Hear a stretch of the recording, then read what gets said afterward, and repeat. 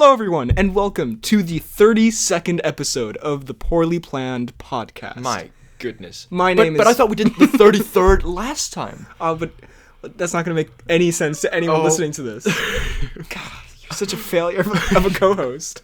My name is Benedict. You probably know me better as BHL Hudson. Here we talk movies, TV shows, a bunch of what is the word? Nonsense!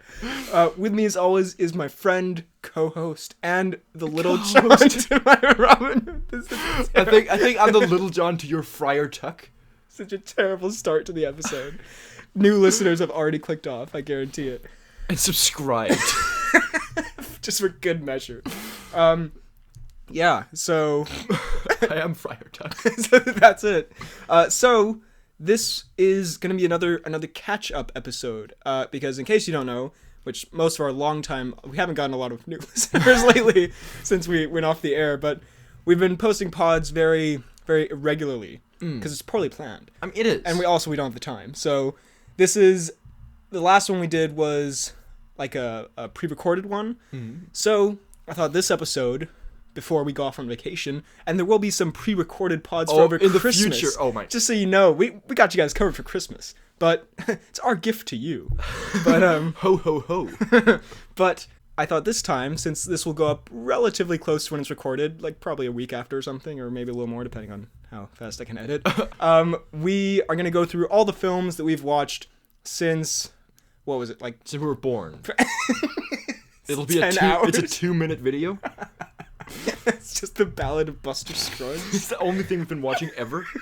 I think it's like early October, late September when we did the last one that was like up to date. So since then, we're gonna go through a bunch of stuff. So a few little announcements here at the start. So if you want to just skip to the reviews and stuff, I totally understand. There are time codes in the description. Are there? Okay, I need to calm down because I'm so fired up. I get way too energetic at the start of these, and I get really tired. So I feel like I need to parcel out my energy throughout the pod. I think you're just a terrible host. A few things I want to talk about here. First of all, the next podcast is going to be a pre-recorded one. We've already recorded it, actually. Oh. It's going to be our Christmas end of the year pod. And y'all remember what happened last Christmas? The worst episode of all time. Can't believe that's only been a year. It feels like it was like 8 years ago we recorded that. Time moves very slow with you. Whenever I'm here, I'm just like, my God, it's a drag.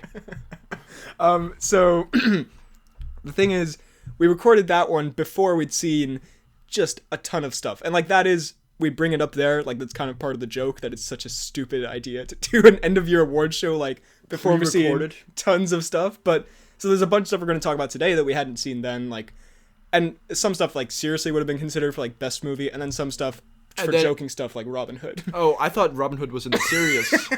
So, I just want to put that out there. We mentioned it there, but yeah, that episode is terrible intentionally. That's my security that I'm putting over. We meant to be Yeah. And then also we've definitely missed something out here in the movies that we've watched. I've just been keeping a very loose list. Also, we're not doing any news because there's way too much news. And then if we do one thing, then people are like, why didn't you talk about this thing? And it's just too much. But we will have some announcements at the end. Again, totally missed some stuff out, but it's just been keeping a little loose list. Sorry, the doorbell just rang, and I'm thinking, okay, yeah, more. Again, you can skip ahead if you don't care about any of this, but more. But we're getting robbed.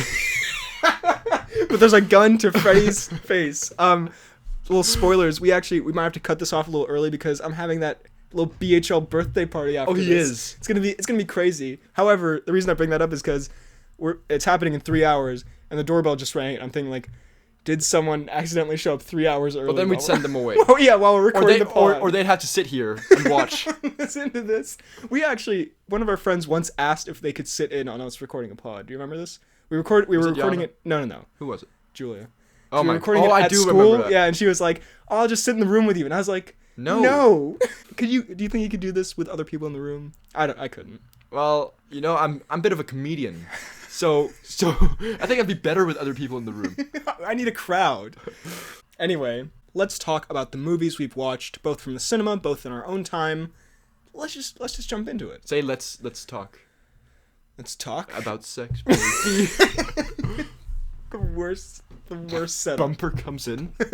Also, spoilers for everything we talk about throughout this. Just skip the time codes when you talk. Blah. When you when we talk about something that you haven't seen or don't want spoiled. Spoilers for everything we talk about. Okay, let's go. We're recording this on Saturday, December 8th, 2018, just so you know. Let's just talk about the films and stuff. First of all, Captain America, the first Avenger. Was it Captain America? So, the first Captain America movie, still one of my favorites. I'm just staring at my picture of a Cap on the wall. It's not on the wall, it's that Empire magazine thing. Yeah, you see him. No, I see him. No, I've spotted the Evans. Yeah, I mean, it's one of the first superhero films I ever saw, so I have a lot of nostalgia for it, but also, rewatching it, I realize how good of a person Cap really is. I appreciate how cheesy of a movie it is, but also, like, that's part of the fun, because there's some lines in that where it's just, it's dumb. Like, it's... What? Like what? Well, there's the part, and this, like, used to be my favorite line ever, but there's the part where Red Skull, he's, like, beating him up a little bit, you know, giving him a little...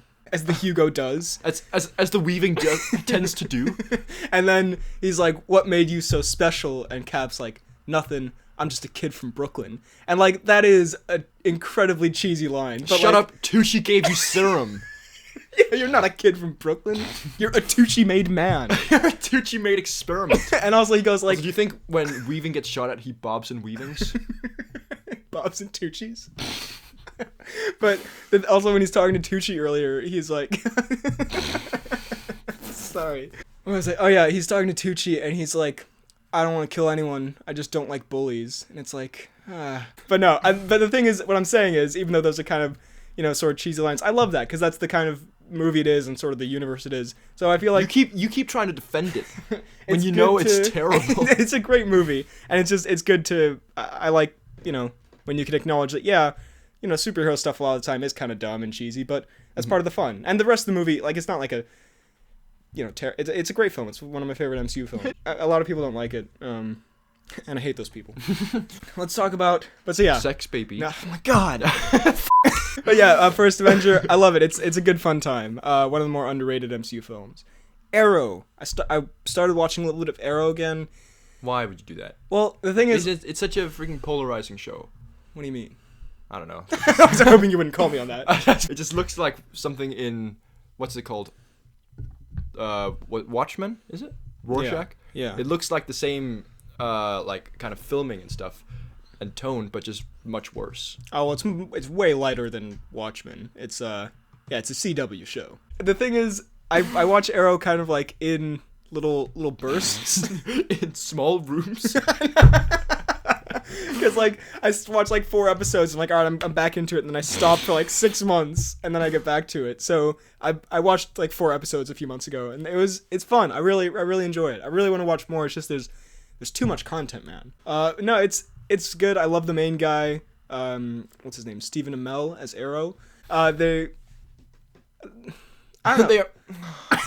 No, yeah, I enjoy it. I'll get back to it eventually. It's good. Now something we can both talk about and say we love. But we can also be sad because it's not coming back. Your thought? Something we both love, but is never coming back. Daredevil season 3. God, my God, was it so good. It was so refreshing to get back to like a Marvel Netflix show that wasn't just like that wasn't fucking Danny Rand. That wasn't. I mean, I'm sure that was fine. I haven't watched it yet, but that was just like amazing. Just like season 1 and Jessica Jones season 1. That not just like, you know, Defenders. Like, yeah, it was pretty good.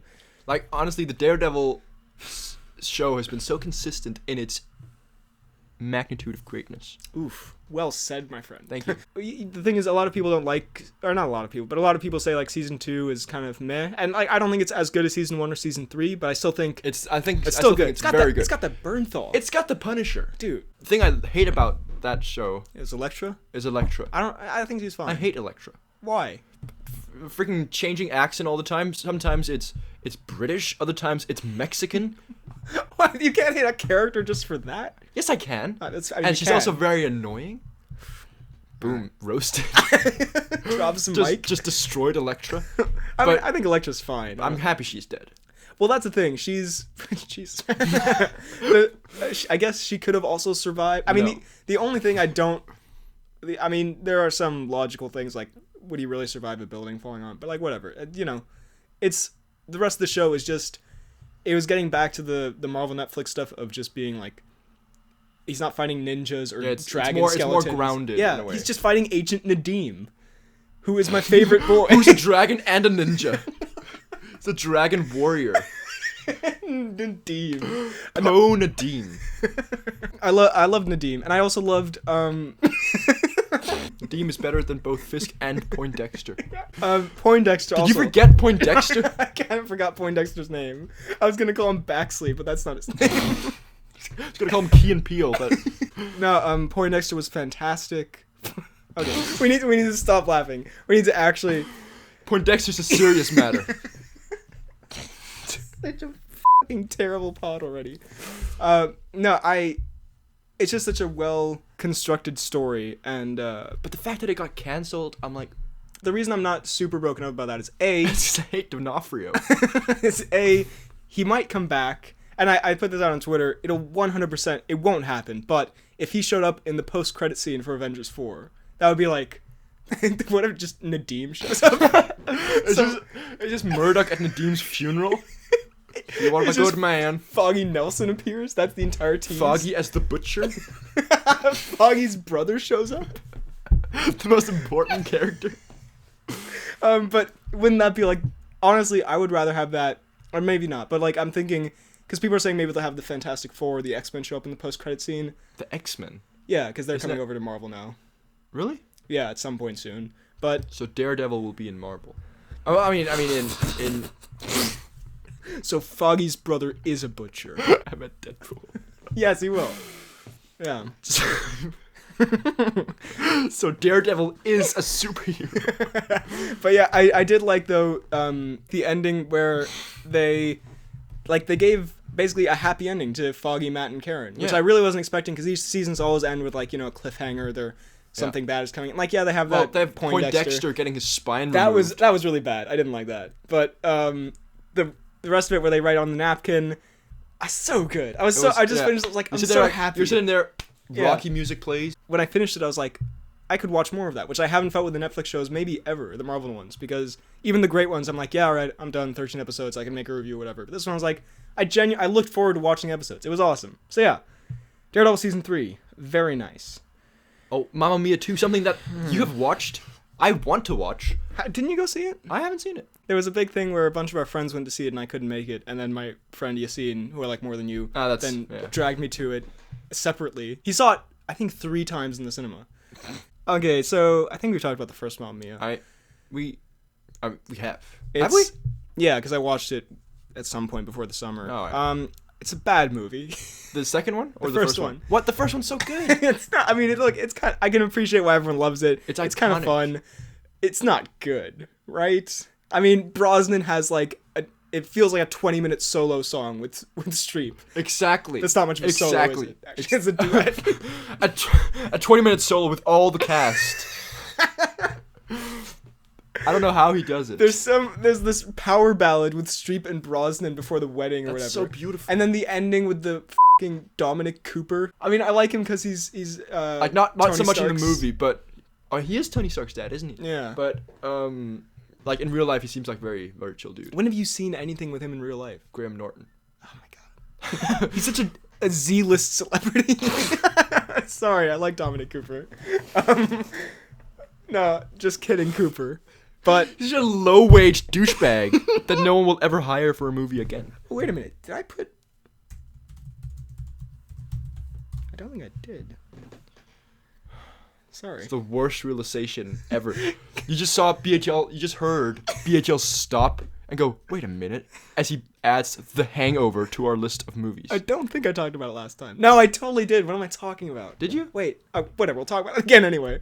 Yeah, because there's a bunch of things that I feel like I have talked about, but I'm not sure. This is what happens when you do a podcast incredibly inconsistently and half-assedly. So look, I think the first one's fine. She's dead, right? Yeah, spoilers, but not really. It's in the trailer. Oh, we should say up front. Wait, let me see if I've spoiled anything. Oh, we totally 100% have. Okay, I'm gonna put this at the start.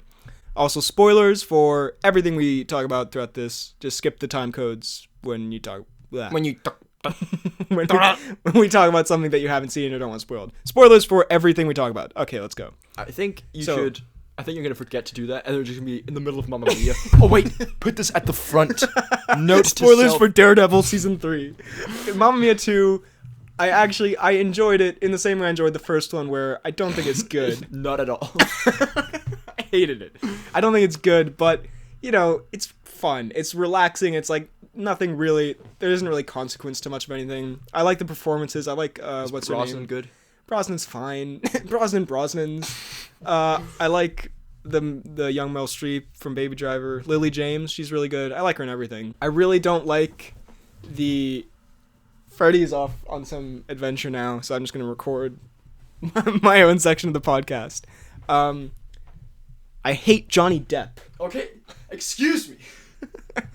I do. La La Land is a terrible movie. I don't like. Wait, have you seen Mamma Mia 1? Yes. Well, yes, of course. Right. So the two Meryl Streep friends who are just like their character. The one character trait they have is that they're just horny all the time.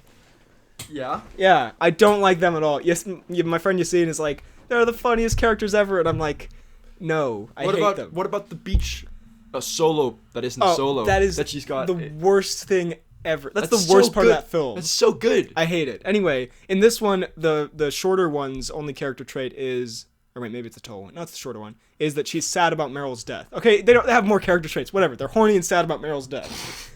Unrelated. The two go together very well. They're not related. Well, they actually do come together at the end. What's his name? Skarsgård shows up. That's it. That's the whole plot What's line. His name? Skarsgård. He shows up at the end. They're all having the party, whatever. And then the running joke with the shorter old lady is that like every time someone mentions Meryl, she starts crying, right? And then she's talking to Skarsgård, who they kind of had a thing in the last movie or something. I can't remember. And then she's like, "Oh, I miss Meryl," and then Skarsgård starts crying, and then they make out because they both cry over the death of Meryl. It's the weirdest way for those characters to get together. And there's a whole thing about Cooper wanting to be an artist in New York or some shit, or a businessman. But I did enjoy the music. Cooper. Dominic Cooper. I did enjoy quite a bit of the music. The Waterloo Cooper. Dominic Cooper.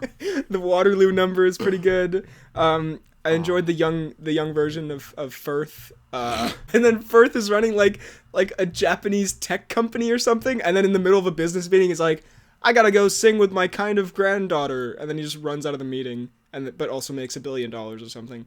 It's yeah, if you're there, you're not there for plot or anything. You're not there for a good time. You're there for a long time. Oh my god, it was so long. It was such a long movie. It went on for 30 more minutes than it had to. But I was entertained. It was fine for most of it until the last 30 minutes when I was like, oh my god, stop this. Cher has a musical number for some reason with this hotel guy who there's no point to that plot wise. They just threw it in because they're like, hey, let's give Cher a musical number. But I did like. Is Cher the grandma? Yeah. Yeah. I did like most of the stuff with Lily James. And the best part of the film, besides Skarsgård's fat identical twin brother, who he uses to get out of giving a speech. Not kidding. That happens. Rami Malek style? You know? Night at the Museum? I don't know. No. He has a fat twin brother? Well, he's got a twin brother and he did his... Have you not heard this? No. Oh, well then you're clearly not up to your Malek news. Yeah, sorry, I don't keep up with the Malek feeds. The Malek feeds. He has a twin brother who was failing his studies in university, right? And then in order to pass, his teacher's like, all right, you need to give a Greek tragedy, a monologue. And then the brother was like, all right. Then he got Rami to come do it for him, and he passed. It's a magical tale. Did he tell this on Graham Norton? He did. No, I feel and Jimmy Fallon. I feel like you shouldn't say that publicly. They're gonna revoke his brother's degree. I sat there no, Malek. Stop it, Malek. You are the brother. But anyway, the best part besides fat Skarsgård is the ending where after the film's ended, the credits roll over a bizarre musical number in which the past versions and the future versions meet each other and dance around and have a good old time. And Firth is annoyed by his younger self, that's a pretty good part. I did enjoy that. And the Brosnan bros were kind of fun to watch. But it was it was a very bizarre scene to watch old Meryl, young Meryl, and their collective daughter dancing together. I don't know. It was a strange thing, but it was the one, at that point, I was so checked out that I was like, okay, I'm kind of interested now, just because this is, like, weird and bizarre. But yeah, look, Mamma Mia 2, you know what it is. If you like the first, if you like the first one, you'll like it. You know what you're getting into. Then, onto a more fun topic, Mississippi Burning, the civil rights film. Who's in that? It's Gene Hackman and Willem Dafoe. Oh, I love myself some the friend. So this we had to watch for history class, but I've already seen it before, and I really like it before, so I watched it again, and it's still great. It's very dark and sad. Yeah, no, do you know the real story? We probably shouldn't get too much into this, because this is, like, a very jokey podcast, and I feel like getting into something so serious and terrible. Just you lay on the serious, and I'll add in the... No, don't add any jokes to this. It's about the 3 civil rights workers went missing during the Freedom Summer. I'm supposed to be studying this right now. Actually, this is kind of unfortunate. And then the FBI send Willem Dafoe and Gene Hackman to investigate. And then the thing is, though... Why not Gene Chapman? See, this is the jokes he gets to add to this. Yeah, if they're just puns based on Gene Hackman's name, all right, I'm fine with it. All right. But then, the thing is, it deviates so much from, like, the real, because we were learning about the real thing. And so because it's a movie, it's meant to entertain before informing. And so, like, Gene Hackman has this whole romance with Frances McDormand, who's the wife of... Who's Frances Who's the wife? Oh, it's a girl. Yeah, Frances McDormand is the 3 Billboards woman. So this is back in the 80s, I think. And so she's the wife of one of the like, racist people in town. And so he seduces her for information. And then I'm sure, like, some of it is accurate. But there's a part where Gene Hackman, like, goes into a barber shop and just, like, beats the shit out of, like, the head of the racist. And I'm like, that definitely didn't happen. And I asked my teacher, and she's Gene, like, please. She was like, yeah, that totally didn't happen. And, You brought up to you, ma'am. Man, did Gene really do that? Gene did not hit that man's face, did he? There's a lot of Gene Hackman beating up racists, which is great, but also not historically accurate. Anyway, if you can put aside the historical inaccuracies, it's a very good film. And I know we've been kind of goofing around a bit for Hackman's name, which is fair. But it's a very serious film. It's a very dark film. It has a lot of, like, very, very disturbing, like, lynching scenes, which my dad made me watch him when I was, like, a little kid. He was like, this is such a great historical film. So your dad, like, forced you to watch lynching scenes? Yeah, it was terrible. This is not good parenting. My dad sucks, basically. Because, even watching it now, I was like, Jesus Christ, that's yeah. So if you can handle that, it's a very good film. Then onto another historical film, which I did not think is as good. First Man. With the goose? With the goose. The goose. Nah. It's the turkey. It's the worst podcast. The goose? The goose. Nah, not the goose. Someone's gonna take that out of context. Be like, this is the content the poorly planned is producing. First Man. So, look, it's good, but it's not goose good. It's the new film from Damien Chazelle, who did Whiplash and then La La Land. So I was very excited for this. And then he f***s up. Well, he didn't. It's a good film. It's definitely a good film, but it was just like, it's one of those situations where I feel like I got the same, like, I don't know. Like, I feel like I got the same experience watching the trailer as I did the film, right? Where after I saw the film, I was like, okay, that was exactly what I thought it'd be. And, like, it was good. I thought it would be good, and it was good, but it wasn't, like, unlike, like, La La Land, where I was that, Unlike Land.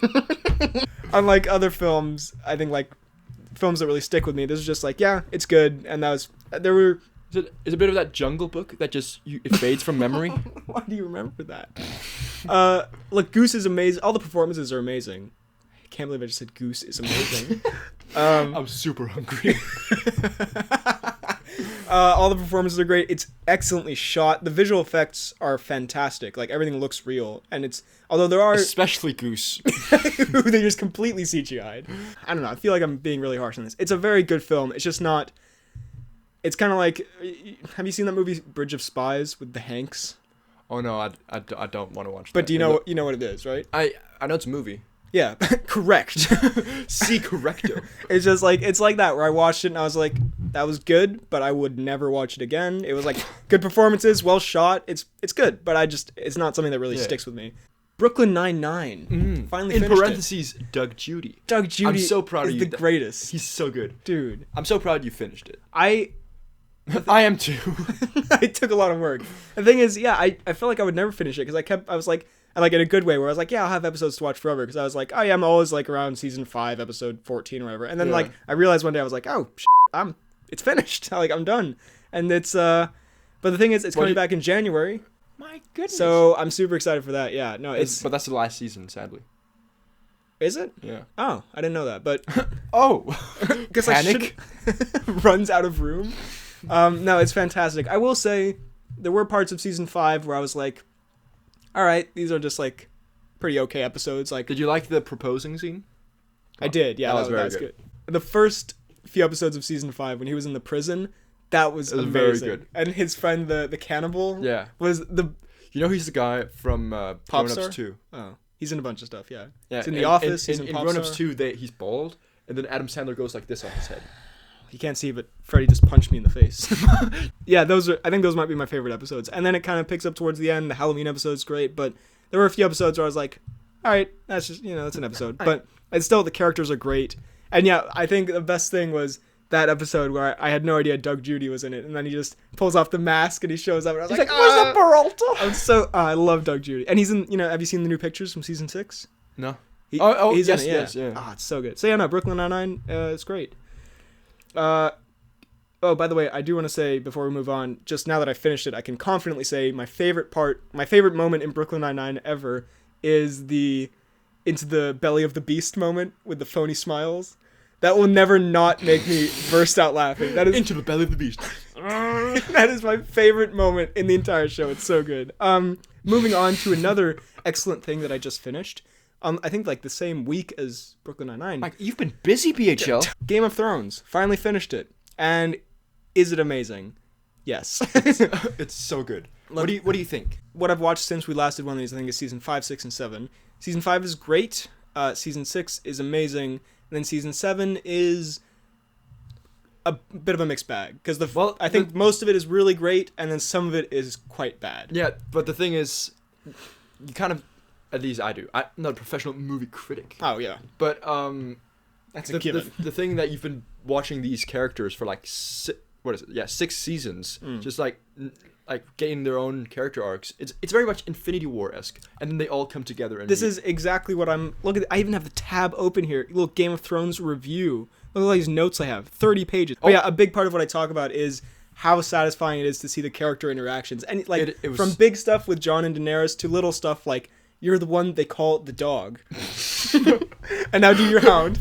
Off. This is such a good hound. I love this hound. That should be the title of the pod. I love this hound. He does such a good hound. I love the sound. But yeah, I think the thing is though about season 7, most of the time it's like I think it's well written, but sometimes it does feel a bit not fan fiction-y. I mean, there are some elements that feel a lot of it is like fan pleasing. Well, yeah, it feels fan servicey, but most of the time I'm like, that's the word. Most of the time I'm okay with that because the thing is, because I am a fan. Well, like I don't have a problem with fan like Infinity War is packed with fan service. I don't have a problem with it unless it like is like it goes against the story or something like that. And so I am like, it's quite a lot of fan service where they get basically like all the great characters onto the one team going. It's like Jon Snow and Jorah and Tormund and fucking Sword Boy, whatever he's called. Sword Boy. Man. I don't even know who you're... Oh, Gendry. Yeah. Sorry, Axe Boy shows up. And I was like, I have no idea who this is. It's a hammer. Whatever, you nerd. But it had a lot of good comedy with Davos. I love Davos. Davos is great. And... Should be the title. I love Davos. Davos is great. This guy's hound is amazing. And the thing is, though, as cool as some of the ice zombie fights were, a lot of it, I think, was wildly less interesting than other Game of Thrones stuff, where it's either, the Battle of the Bastards, armies fighting each other, or the dragon versus the armies, or just the political stuff. I thought the last episode was way better, with Cersei and all that going on, where they all meet up in the, Dragon Arena or whatever. Mm-hmm. And that's my fear for Season 8, because now... I really hope it's not all that, because I find it way less interesting. Yeah, it's like the least favorite part, my least favorite part of the story is the whole Ice Night Summoning King thing. Yeah, right? because but the sad thing is that they're making it like the main that's what it's problem, building main story towards. arc, right? And the thing is, I like that in some respects, where I like that it's sort of, I like that there's this big threat that's coming, and it's sort of as it goes, because at the start there's so many characters and political stuff, and now it's kind of converging. They're only really like two sides, and they're like, we need to focus up because this doesn't matter at all, like, because otherwise we're all gonna die. Mm-hmm. But the problem is, it's far less interesting than because the Night King, he looks very scary. He's a spooky man, but he's not interesting. Like, no, at all. When he gets killed, I don't think I'll feel, unless they make something, do something crazy in season 8. I don't think I'm gonna feel anything like I feel when some of the other characters die in these shows. Yeah, exactly. And the ice thing, there are a lot of dumb moments where also it doesn't feel like Game of Thrones, where people don't die because of plot convenience, where like Jon and also Jaime Lannister can like swim in heavy armor through freezing water, and I'm like, if this was season 1, you'd be dead. You know? It feels a bit more like Hollywood. Yeah, I know what you mean. Cliched. But something I really hope that happens, but I know it won't, is that like they kill the Night King and like solve that problem before the last episode, right? And then the last episode, and then they go to fight Cersei. Exactly. Yeah, right? that I like that idea a lot. Like I think that'd be much better. But I don't also, think it's gonna suck when they, Jon Snow chops off the Night King's head or whatever, and then the entire army disintegrates. Because that'll be like, all right, that's that taken care of. Like, because you know how you kill one of them and then like a bunch of them die. So if you kill him, then they're all gonna die. Also, the dragon, there were just a bunch of like plot conveniences where I'm like, why didn't he shoot the dragon, that's right there instead of the other one that he shot? Do you know what I'm talking about? No, yeah, I don't. And I know a lot of people complain about this, but the timing of how they are travel on that rock, and then it seems like it takes about an hour for Gendry, your boy Axe Boy, to run all the way back to the wall, for them to send a raven all the way to Daenerys, and for her to travel there on a dragon. It happens like that, when that should take like, I think like weeks or months. No, yeah, exactly. Like in the first episode where Robert Baratheon comes to Winterfell, right? They say, we've been traveling for months, right? Like, so you can't just... Yeah. And Axe Boy can't run that fast. And also, I enjoyed the last part where it's like, I thought it was a cool line or reveal, because you already knew it, but where Bran was like, he's the heir to the Iron Throne. But then it's kind of weird when they intercut, like, someone literally saying, like, they are related with them f***ing. It's a weird way to... I love it. But I found that a weird way to put it, like... That, I think the reason they did that, or part of the reason, is that because, like, the Targaryens are, like, known for their incestuous thing throughout the I guess it's normal in generations. this universe. Also, I mean, we're only talking about season 7. Season 6 is so good with him just... The punching Ramsay Bolton in the face for, like, 10 minutes is the best thing. And, like, he has the shield and he, like, knocks the arrows out. So good. And, I also love the King in the North moment at the end. Oh, it's very good. Yeah, no, season 6 is fantastic. So anyway, we really need to speed this along. I'm gonna make some executive decisions here. I'm going to highlight, we're gonna talk about the ones we have a lot to talk about first, and then we're just gonna speed run through the rest. Okay, so, sorry, but BHL got a party to host, so we're gonna have to really, really get through this. Because, like, you know what? Teen Titans Go to the Movies, I don't have a ton to say. It's good. I've got a lot to say about Merlin. I will refuse to let you. So yeah, let's just do this. Do you have anything to say about Peaky Blinders? Just that I started watching it. It's pretty good, but I stopped watching it. It's alright. It's nothing too special, I don't feel. It doesn't have the Hardy? No? Ah, damn. Then if it does die, I haven't gotten to it yet. It's got the Alan. Never mind. Let's talk about Robin Hood. I know we said spoilers before, but extra spoilers here because we're spoiling everything. Yeah. Which we saw just 2 days ago. I should put this out, by the way. We're recording this. Put it at the start. We're recording this on Saturday, December 8th, 2018. Just so you know. All right, let's get to it. 2:55. So now, the greatest movie of the year. Robin Hood, honestly, I think may have been my favorite cinema going experience of the entire year. It's that and Rampage are like up there as the best terrible Skyscraper movies. comes to a crashing bottom. Skyscraper was terrible. This was terrible in the most amazing. It was everything I could have hoped it would be. It was so horrendous. There's a guy called Friar Tuck Okay, we need to explain that real quick. This is not the main reason why it's amazing, but it's definitely helping.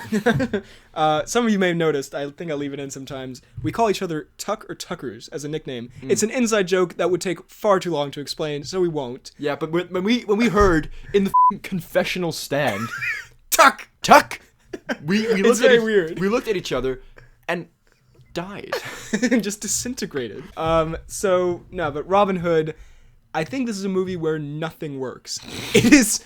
Well, I think Taron's okay. I think the action's alright as well.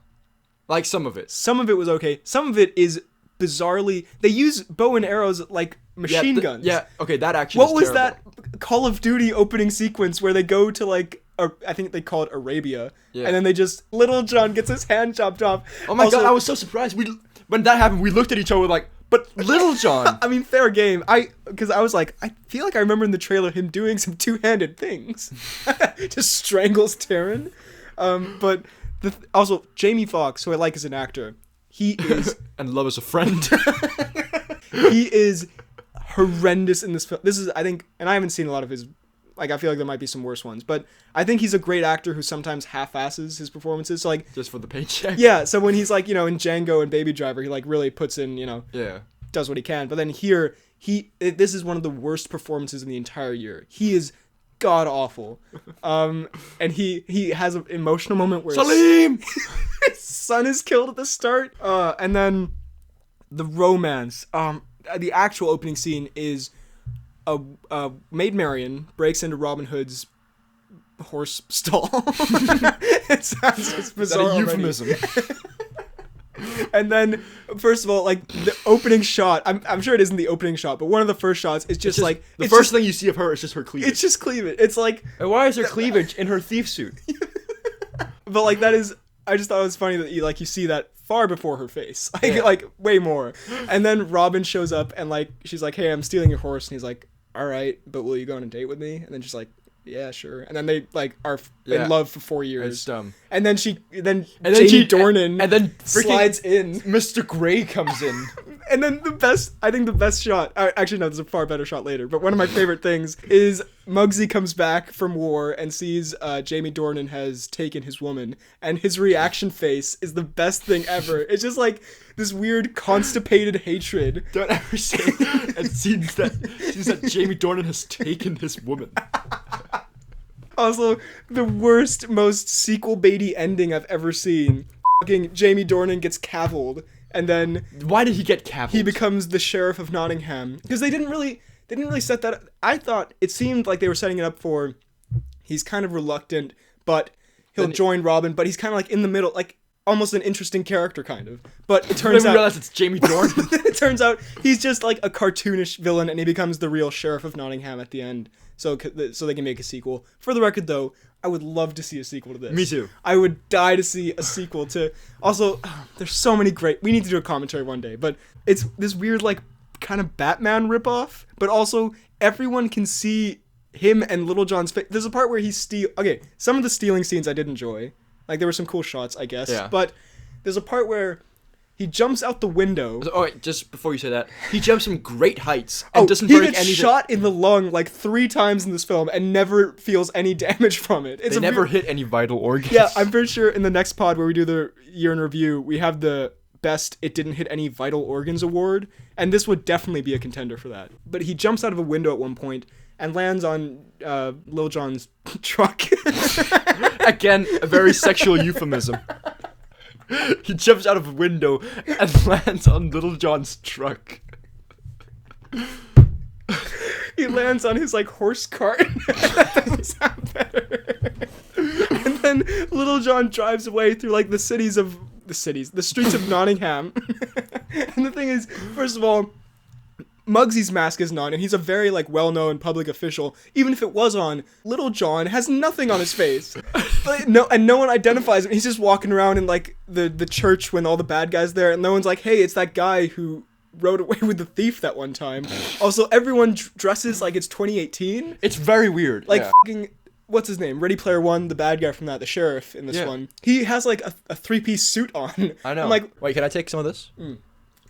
Also, I think this has previously my favorite shot in all of cinema of this year was George lifting his middle finger at the end of Rampage. As you know very well. Oh yes. A shot you're fond of. You will not. You will not stop talking about George and his middle finger.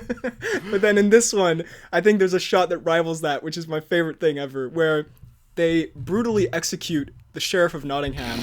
Oh yeah, by hanging him. I think they're in a church or something. They're in the church, yeah. And then Little John shows up out of nowhere. The one-handed Little John. He ties a noose to his neck or something, and then not to his own neck, to...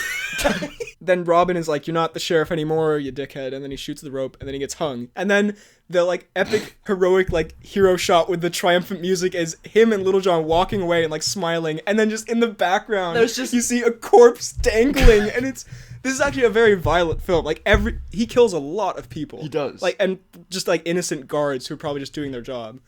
Good on you, Taron. You did good, Taron. We've talked about the relationship, but they have no chemistry at all. It's... If there was one performance that I think was genuinely alright, it was Friar Tuck. Like, he was fine. He was pretty okay. Of course you think it's Friar Tuck. Also, there's, like, the whole conspiracy about how the sheriff and also the cardinal or something? I think it's the cardinal They're or the paying Pope. It's definitely not the Pope. They're funding the Arabians. They're funding Little John.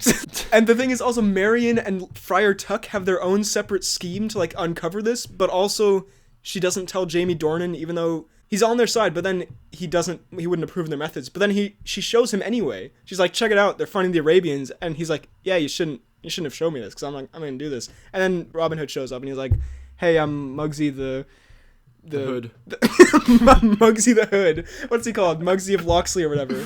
Also, there's this terrible scene where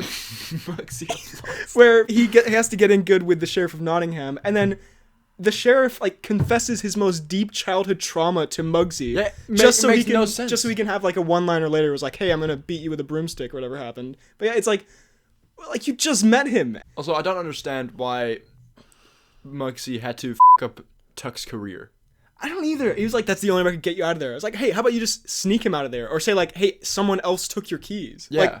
Like, okay, maybe we missed something, but also I doubt it. We were very focused on Tuck. There's this chase scene where, like, a pot of gold empties over, like, their horses or whatever, where it turns into the Fast and Furious briefly with horses.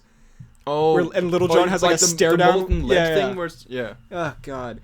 Anyway, I think we've about covered it. Go see it. We love it. It is incredible. It's one of my favorite movies of all time because it is the worst thing I've ever seen. Moving on to a similar situation. But reversed. One of my worst movies because it's so good. Johnny English Strikes Again. Now, with Pete as the villain. With Pete from The Office, who was also the villain in Rampage. He's having a blockbuster good year, year. that guy. Yeah. It's horrendous. But I loved it. I mean, there's the greatest scene in that movie is definitely the Johnny Boogie scene. The Boogie John. That's what we call it. There's Little John and then there's Boogie John. So, in case you don't know what Johnny English is. We all know who Johnny English is. Yeah, but so they made, I think the last one came out like 10 years ago. So a big part of this film is, like, he's old, he likes old technology, and it's all about new technology taking over. Yeah, it's very much a parody of James Bond. Yeah, and then in the end, he kills Pete by throwing an iPad at his head. Oh yeah, does Pete die? I don't know. I hope so. Just off script. He just wanted to hurt Pete.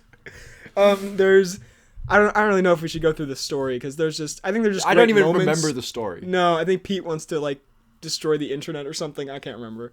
Yeah. And then Johnny murders 3 like MI6 higher ups in the first 5 minutes. Straight up he murders Tywin Lannister and Dumbledore and some other guy, which, like, yeah, that's the joke, obviously, but it's just, I mean, look, to his credit, I did laugh. Most of the time it wasn't with the movie, it was at the movie, but, like, there were 1 or 2 times where I laughed at the movie. Oh, no, wait.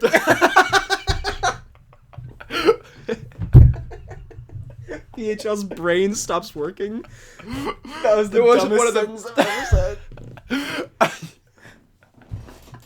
I mostly laughed at the movie, but there were a few times when I laughed at the movie. But listen to yourself, BHL. Like, I think that moment kind of made me chuckle because he just straight up kills Tywin, which I like. Tywin talks some shit while he took a shit. There's a part where they give him, I mean, yeah, it's I can't even complain about it because like, yeah, it's meant to be incredibly stupid. Where they're like, here's the pill that will make you sleep, and then here's the one that will give you like insane energy, but they're in the same bottle or some shit. Mm-hmm. It's like, we know what's gonna happen there, and then Johnny does like super cocaine, and then goes out and starts dancing on the dance floor, and it's the greatest thing. It's that we were rolling over that because it was the best. I just want to clarify, this is not an unironically good film, but it's, I don't know. It's kind of like Mamma Mia 2. It's like, you know what it is. If you're just going into it like that, you know it's gonna be stupid. And if you just think of it like that, it's kind of fun. It's not good at all though. It's really terrible. There are a lot of jokes that don't work at all. There's probably mainly Buff and his existence. Oh my god, I forgot about Buff. We see Johnny's behind. Oh, we do. I like that. I think that's the ending of the film. Actually, that is the ending. No, it's terrible, but it's fun. I enjoyed it, even though it's terrible. It is terrible. And now I think we've talked about two films that are terrible that we enjoyed because they were terrible. And now a film that was terrible that we both hated. I hated this so much.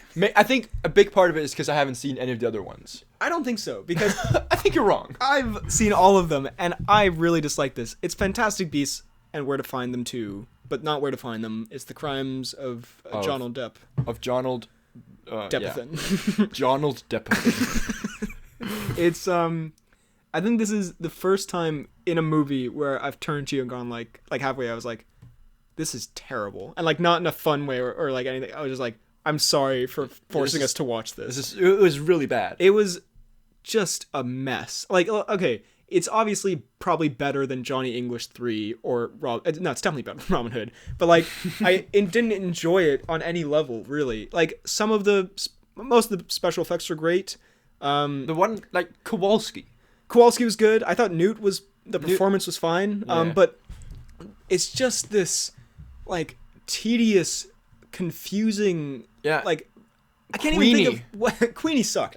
I'm sorry, no offense to that actress, but you're terrible. Either that Resign. No, I think she's probably a nice person and good actress, but that character, I can't think of like what was the main plot. I think it was to find out who Credence is. Yeah, and then it Grindelwald wanted him. Spoilers, by the way. I'm just saying it again. And then Grindelwald wanted him to kill Dumbledore. Something. It ends where it's like, hey, by the way, you're Dumbledore's secret brother. Let's go murder him or something. Oh, that's the thing I like. Dumbledore. He was great. I love Jude Law was fantastic. He's in it for like 10 minutes though. Dumbledore. That's my Jude. I didn't understand how they were brothers. I was just... No, me neither. Just at the end. That's not because you haven't seen them, by the way. That didn't... Like, no... I mean, that's the twist, I guess, and I'll explain it more. But, yeah, Mr. Sunday has some theories, if you want to check those out. But, no, it was just... The thing... I think the part where it really lost me, because for a lot of it, I was like, hey, maybe this is building to something great. The big reveal scenes or whatever, I mean, besides the epic reveal at the end of the Aurelius, is they're standing in... What is it, like a cemetery or something? An amphitheater? Oh yeah, that happens too. And then they accidentally kill someone, and then they all disappear, and they're like, oh, shame on you. I'm like, what? Johnny's magic Hitler, just arrest him. Like, I guess they were trying to take their time or something, but then he creates a fire moat or whatever, and then a bunch of people die. I can't even remember who dies. I think Bellatrix Lestrange's relative, whatever she was, something Lestrange. Oh, yeah, she died. I think she died, but like, I don't care about that character. They introduced her here, and like, they didn't give her much to do. But the thing is, it culminates in this mess. There's that graveyard scene. Or it's not a graveyard. They're next to some... They're in that dark room, like all the characters. And then they just spend like... It felt like 20 minutes. It probably wasn't that long. But they spent a lot of time just explaining this backstory that already I don't really care about. They're like, I was on this ship and then I killed this baby accidentally. But then it wasn't this baby. It wasn't the Credence. It was this other thing. It wasn't the Credence. That's a direct quote. And it just... Houston, what's he called? Blockbusted Pod on Twitter. He made like a incredibly long thread of like all the plot holes or like the stupid moments, which I was thinking we would go through, but we don't really have time. But yeah, like go read that because that just basically sums up everything I'm thinking. Because it is, there's so many dumb moments. That reminds me, on my way here, I watched YouTube Rewind 2018, but with a cringe counter.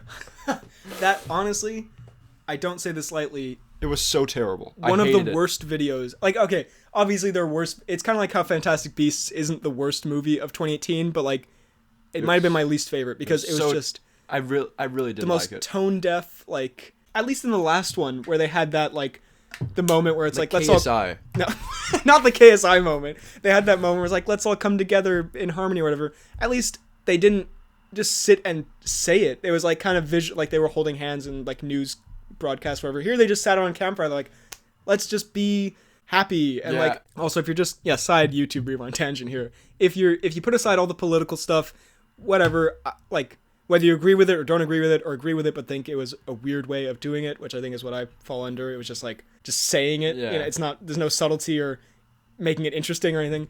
Like, regardless of all of that, it didn't have anything to do with YouTube, really. Exactly. It opens with Willard Smith. Why is my Willard favorite Smith... YouTuber?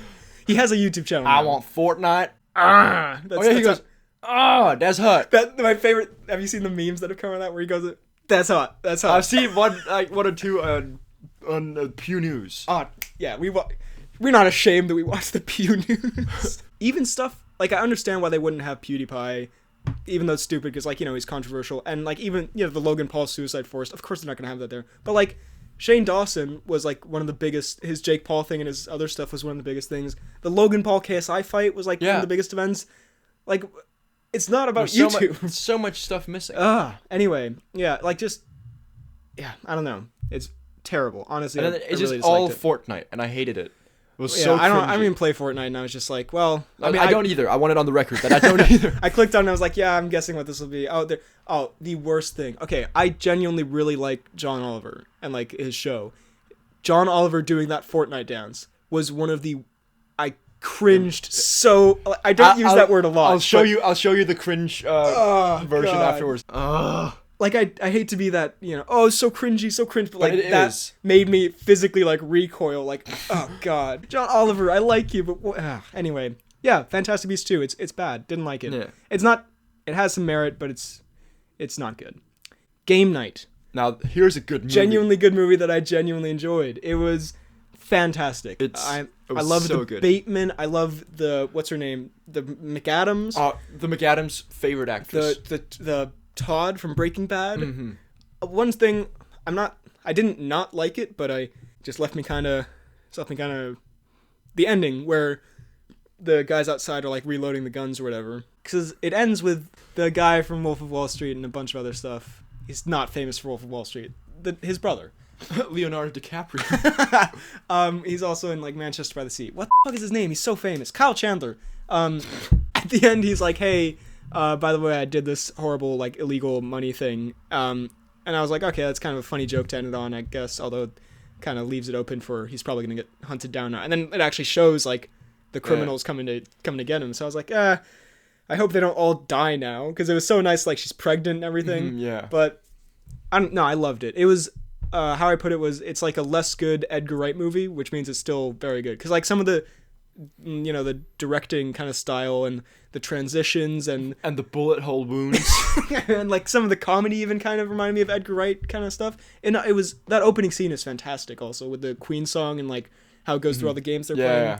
Very, very funny, very well made. Also sweet, right? Like, yeah, like I loved all the characters too, like on all their storylines, even though like sometimes the subplots get kind of not as good, but like what was it, Denzel Washington lookalike? Oh, I love that. It's so good. Also, and that had freaking Winston from New Girl. The thing is, I know I've seen that guy in something before, but I can't put my finger on it. Anyway, Game Night, great movie. Moving on to a kind of great movie, The Ballad of Buster Scruggs. Now, how much of this did you watch? I watched the first two, like you said, and then the ending with Neeson. So we need to talk about this. So basically, all right, we need to get serious for a moment. The Ballad of Buster Scruggs is a Netflix anthology film by the Coen brothers, who I haven't seen a lot of their films, but like they're very famous. I want to catch up on that. But it's their newest film. It's an anthology, it's 6 separate stories, like short film. Movie. In one thing. And so the first one, we can go through them individually real quick.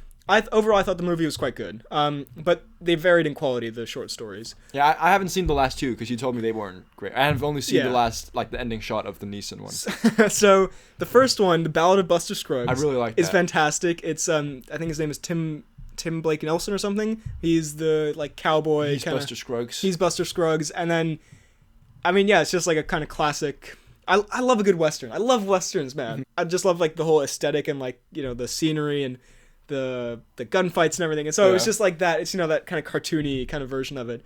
And I don't know, it's just very entertaining. Some great imagery.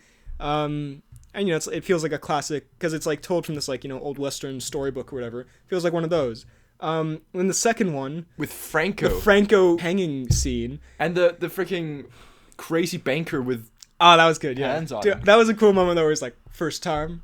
Oh, yeah. And also when the horse was dragging him away, I thought that was a great shot. And the third one is about Liam Neeson taking a armless, legless Dudley Dursley from Harry Potter as his Western show. And I thought that one went on for way too long. And I know that's kind of the point to like, because it has to show the passage of time, but like you don't have to show his incredibly long routine every single time. I genuinely got kind of bored there. What was his routine? I haven't seen it. It's like he repeats these Bible verses and then like a speech by Abraham Lincoln, I think. And they show it like a few times, and the first time it gets like huge applause and like scattered applause and then no applause, and like, but they show it, I don't know. It went on for a bit too long. But then the ending, I will say I got bored watching it, but thinking back on it, like it's a very good thing. I just wouldn't watch it again. But then the ending where Neeson drops him in a river, it's very dark and very, very depressing. But throughout it, you kind of think like they're friends, I guess. But then Neeson also has sex with a prostitute with him in the room and doesn't really seem to care for his well-being. And he gets drunk and like drags him to a whorehouse or something. But then at the end, yeah, that's what made that ending more powerful. Was like, oh yeah, he was just doing that because like he needed him for his show. Yeah. But I thought it was good, even though it was a bit long. Then the fourth one, I think... That's what she said. Anyways. The fourth one... That's what she said. Jokes are always funny. The fourth one is where it's this... Quote you on that. Man goes looking for gold in this beautiful valley. Some great visuals there. I think it may have gone on for a little long, but maybe, you know, I thought it was pretty good. And then he finally finds the gold, and then he gets shot in the back by this, like, bounty hunter. And then the bounty hunter sits there for a bit to make sure he's dead. And then he comes down and turns out he's not dead. And he like beats the shit out of him. And then he goes back with his gold. Yeah, it's quite a satisfying ending. And then the fifth one I actually loved. I think you should watch that one as well. I won't spoil it. But it's about, they're on this trail. This girl goes on this trail like to Oregon or something. And meets this handsome young cowboy. And that's all I'm going to say. I don't want to spoil the ending. But it's like, it's very well made, and there's like a little bit of action in there, a little bit of romance, and yeah, How the long ending. Is that one? I think it's like 30 minutes or something. Okay. But it's very, very good. I would watch that one. All right. And then the last one I thought was a bit, we got to move on though. Bohemian, very good. Very good. Watched this the other day. Great performance. Movie wise, I thought I feel like it was carried by the performance and the music a bit, but I think there was still some good. Like the press conference scene was pretty great. Oh yeah. And I think, I thought it was quite good. What do you think of the ending with like the 20-minute concert? That was great. Like, I loved that. Yeah. Yeah, because a lot of people say they thought that was too long, but I loved it. Mm-hmm. It's like shot for shot, like real life kind of thing. Yeah. Some stuff seemed a little historically inaccurate, maybe, because I don't know the story, so I'm not going to say definitely it is. But at the end where his dad hugged him, I was like, I somehow Freddie's dad doesn't hug people. I somehow doubt that happened. Like that seemed very much like a movie kind of thing. I didn't know much about Freddie Mercury, so it was interesting, and I also loved the scenes of them creating the music because I love, you know, everyone loves Queen's music, but how many Galileos do you want? It was a very good film actually. Yeah. Also, I realized we haven't put this in here, but I just remembered you saw and on a date even, you saw that Halloween. Did we not talk about this? Because I don't think we did. Oh, well, yes, I did. Your boy's off the market. Took a lady to the movies. Whew. And you saw Halloween. You didn't see Johnny English, which is what I recommended. Yeah. I was trying to destroy your relationship. You can only watch that with me. And it was pretty good. Like, I haven't seen the other Halloween movies, right? Yeah. And like, I feel like and I don't watch a lot of horror movies either, but I feel like it's a very standard kind of run-of-the-mill horror movie, right? But it's pretty good. Yeah, like there's some scares. Got some scares. I think I don't know about the ending. It's kind of like But there's a great moment where a fat dorky kid tries to kiss what's the girl who's like the main Jamie Lee Curtis. Yeah, her daughter. Like the fat guy tries to kiss her daughter.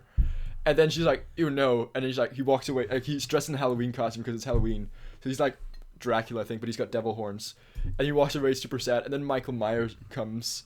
And then, like, he, like, picks him up and stabs his throat through a fence. Jesus Christ. Yeah. And then at the end, can I spoil it for you? Sure. Yeah, it's like I'm not gonna see it. it's And if like, I do, you know, they trap Michael Myers in a safe room, and then they like fill it with gas and light a match. It's kind of like, but he he escapes. Yeah. Yeah, of course he does. Yeah. I thought you were gonna say they put him in a safe and then throw it in the river Ruffalo in Now You See Me style. But that would have been too good. I should have done that. But there's a very violent bathroom scene where is it the one where he puts the teeth? Yeah, that gets very violent. Oh god, yeah, that trailer made me spooked. We can skip The Hangover because I think we talked about it. I watched Borat. Okay, now we're gonna speed around these a bit because we are out of time almost. The PHL party is starting right now. Also, someone actually suggested that. I said jokingly to one of my friends, I was like, "Yo, we should just get everyone in here and record a podcast." He was like, "Oh yeah, you should do that." And I was like, "No, dude. Of course we shouldn't." Did you do? Was this Cooper? No, it wasn't Cooper. It was Matthew. Oh, even worse. I watched Borat because I've seen most of it. I've seen most of it already through clips and stuff, but I've never seen the full thing. So I just sat down, and watched it. It's hilarious. It's very good. Yeah. Merlin.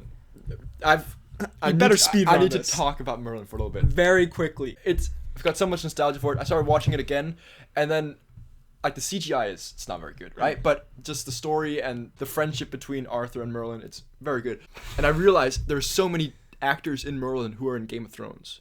It's very weird. Tywin? I was about to say Tywin's in all of these kinds of things. Tywin, Maester Luwin, Gendry, Sword Boy. Sword Boy. I could go on. But it's very, very good. I'll never watch it, but maybe I will. Sounds horrendous. Then we watched something that we've watched way too many times. Yeah. We watched Pitch Perfect, which we actually talked about last time. That's how much we watched this. But we watched it. Okay, to be fair, we didn't watch this one alone. We watched it at an actual party. And we got it. People were like, "Let's watch High School Musical." Or something. We're like, no, we're watching Pitch Perfect. We're watching that again. Again and again and again. You're such a Benji. Thank you. Also, someone. I watched Before the Flood for a geography class. How was it?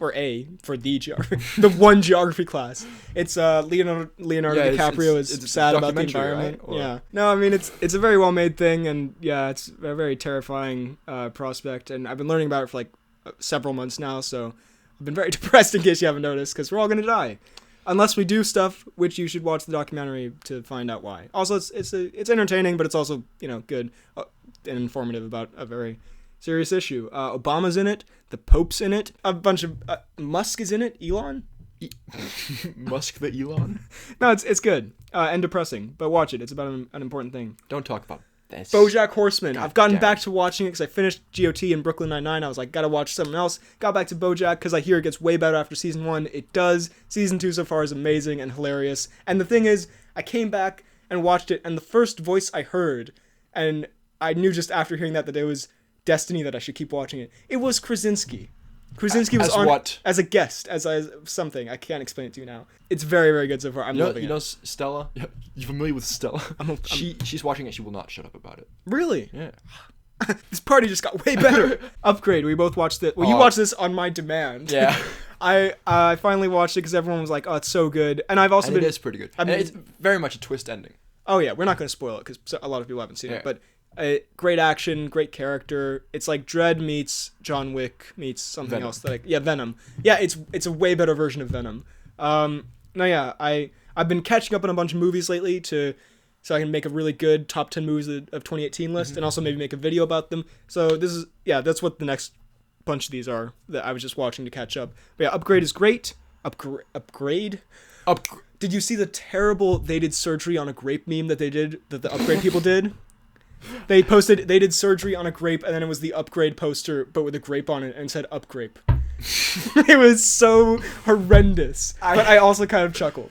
That is the worst meme ever, though. 8th grade. It's like it was the worst years of my life. It's like Edge of 17, but about a younger girl, and it's really good. It has a lot of similar, I mean, that's kind of just the genre, but it has a lot of similar story beats to Edge of 17, which kind of distracted me a little bit, but it's great performance from the main girl, well directed by, I think it's Bo Burnham, who's like a YouTuber, which is really cool. Mm-hmm. It's a very good film. Definitely check it out. Vikings you've been watching? Yes, because the new season just came out, or what, is it called a new season if it's like because last time was the mid-season finale, right? So is it a new season? No, it's like just the same season. Okay, well then the new season episode continues. The season 5 of Vikings continues. I haven't started watching that, but I've rewatched some of the earlier episodes to like get caught up. It's such a good show. So good. I hear good things. You should watch from it. you only. I watched Teen Titans Go to the Movies, which was way better than I expected. I thought it was gonna be terrible because the trailer looked horrendous, but it was actually quite funny. I found myself laughing way more than I thought I would. There are some bad, like, you know, fart jokes and that kind of stuff, which is like, okay, it's a kid's movie. But then they actually kind of like do acknowledge it sometimes. Like, that's why no one takes them seriously. It's super meta. It's like kind of a kid's version of Deadpool a little bit. Isle of Dogs, the new Wes Anderson film. Oh, Fantastic Mr. Fox? Yeah, it's in the style of that animation. It's super weird. It's so weird, but it's great. It's really good. Does it got Seth Rogen in it? No. Oh. It's James Franco? No, it's way more serious than that. It's got an all-star cast, though. Main dog is Bryan Cranston. And then Jeff Goldblum, Bill Murray, Scarlett Johansson, Edward Norton, Tilda Swinton, Liev Schreiber. Hey! It's freaking... What's his name? Yeah, Sabretooth. No, it's excellent. It's a very good film. With great animation. Searching. Yeah, you didn't... Sarach. Do you know Unfriended? That's the Skype thing, right? Yeah, it's done in kind of a similar style where it's all told from like a computer screen and phone screens and like TV screens, but it's excellent. It's a fantastic film, and it's emotional, it's well told, it's a great mystery. I never like... What's it about? This guy, his daughter goes missing, and then he's like trying to figure out who did it. It's got so many twists and turns, very well acted, very well executed, and like emotional. It's fantastic, yeah, really, really good. I remember a movie I watched that I forgot to put on. Hush. Oh yeah, that's actually pretty good. It's a horror film. It's a horror movie, yeah, and it's very unique in the sense that it's the main girl is deaf, right? So that kind of adds some very eerie shit to it, because sometimes you just see like some scenes are like completely silent, right? And then like I haven't like just imagining yourself in that person's like in shoes, like it'd be so terrifying. And the main guy is, or the main villain is very terrifying as well. Well, some of my better friends, some of my other friends watched it as well. They watched it and they said it was really bad. So yeah, I don't understand. Huh? Well, I don't know. Who do I trust more? Probably them. And then you put here the Poorly Planned Podcast. I don't know what that's about. Oh, it's because we got a new QLED TV at home, and then at freaking dinner, I was like, you know what? Let's watch a Poorly Planned. So I sat with my dad and my sister and me, and we watched some Poorly Planned. So good. That makes me so happy. I just thought you should know that. Oh, that's awesome. And then similarly, I wanted to mention the Weekly Planet. They did, and this was a while ago, but this has been like the best thing because they did a Q&A. They do a Q&A every year for a charity thing where if you donate money, you get to ask a question. And they did it 2016, 2017, now they've done it this year. And I finally donated this year. All of my money. I was like, yeah, this you know, it's a great cause. I think it's Care Australia. It's a great cause, but then also you get the Q&A, which is great. And they had like, you know, tons and tons of questions. So getting in there is not, it's kind of, you know, just luck. And your boy got in there with this question, and it was the best moment because I was listening to it and I was setting the table, and then I just hear Benedict asks, and I was just like, drop the plates, drop the table, and I asked, have they watched The Office? And they answered it, and they talked about it. It was the best moment ever because I've listened to them for years and years. That's my favorite thing. Influenced them now. Oh, it was so good. And then the best thing is they put out a room tour like of their setup, which was amazing. And then they put out a part 2 of the Q&A, and then in the description of the part 2, they had links to all the other Q&As they've done over the years, which means it's like, I think it's like 2 hours for each one. And every day when I bike to school, I know people want more biking stories from last time. Yeah. Trust me, I have many. We'll save them for later though. But many a bike story. Whenever, you know, when I bike to school in the morning, I listen to the Weekly Planet. And so now I had like several weeks worth of just back and forth. I was so good. It's the best thing. I'm so happy. Anyway, that's just my little Weekly Planet shout out for the week that we do every time. Yeah. So now let's go through some announcements and like, you know, some stuff that's been happening. And again, I definitely missed a bunch of stuff. I'm really sorry, but I did. I'm sorry. I go through previous pod comments. We can't do that now. We don't have time, but I'm sure there were very nice things said there. Yeah. Maybe we'll do that next time. 1 million views. I got 1 million views on one of my videos, which was I saw that. a pretty great moment, not gonna lie. Mm-hmm. 2 JC Comics picks on the email, and I think there were actually more. JC sent this, my zombie apocalypse team, team leader, brawler, weapons expert, brains, medic, So incredibly accurate. speed fighter, mascot, and guy who dies first. It's excellent. For the record, if that's people so aren't good. watching the video, they'll have no idea what we're talking about. Oh, that's so good. You have to send this to me. Oh, I will, don't worry. And then he sent another thing. Oh my, what is this? He sent this. This is Mike Myers' picture. That's pretty great. This is Mike Myers. I was gonna send you that when you're going on your date, but I didn't want to distract you. And I think he sent something else, but I can't find it right now. But thank you, JC Comics. Those are great. GC Green. Oh man, I should have pulled this up before. Okay, I'll find it for the actual pod. I'll put it in. And I'll send you a copy later. But he ranked all the podcasts. He was like, I love them all, but here's my ranking. And I would agree with it. It was pretty accurate. Like other podcasts? No, like episodes of ours. Oh, yeah. So it was very interesting, and I really like that. And then also on the Instagram, Pierce has been doing some great things. But back when we saw Venom, he made a change.org petition to get me to dye my hair red so I could transform into Woody Harrelson, which is just, How many has that gotten now? I hope none. Turns out it has like 200. It's got 20 people signed that. That is incredible. So thank you, Pierce. Pierce has been doing great work on the pod and on the Instagram in general. Also, so many of our friends follow it. It's so weird. People who I don't even like talk to ever. I've totally missed some other announcements probably. I'm sorry about that. But we are out of time. But I hope you enjoyed this episode, this little return. We're going to have some great stuff over Christmas. We're going to have not only a Christmas pod, but maybe A Ben and Fred watch? maybe. I mean, the copyright might not work, Yeah, but hopefully that'll be up there for a movie that no one is expecting us to do, but I think we'll have fun doing it. So I hope you enjoyed this episode. I feel like if we usually say something else. Anyway, you can find me on YouTube, BHL Hudson, Instagram, Twitter, BHL_Hudson. You can email the pod at bhlhudsonvids@gmail.com. Boom! You can find me on Twitter at FDK_DaltSniper. You can find me on Instagram at FDalgard. And you can find me on YouTube at FDK Space Gaming. Oh, so good. Well, I think that has done it for this episode. We all, the two of us, hope you enjoyed. Thank you for listening. We will see you very soon next time. Burn up, bump, bump, bump, bump. Burn up, bump, bump, chicka wow.